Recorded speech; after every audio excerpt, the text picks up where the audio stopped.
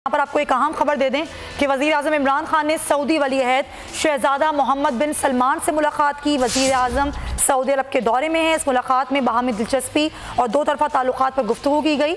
वज़ीर आज़म इमरान खान ने सऊदी वली अहद को कश्मीर की ताज़ा तरीन सूरत हाल से आगाह किया। वज़ीर आज़म इमरान खान ने सऊदी तेल की तनसीबात पर हमले की मजम्मत भी की।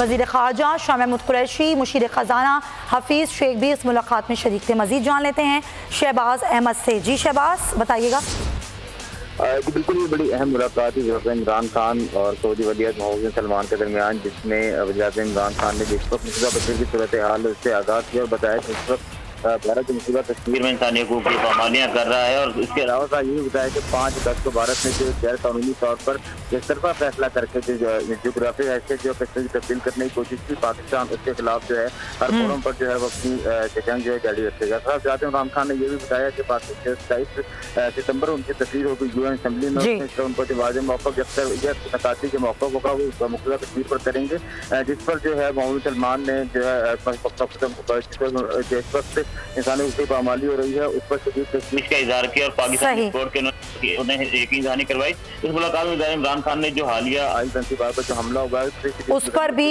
मजम्मत की है। बहुत शुक्रिया शहबाज अहमद।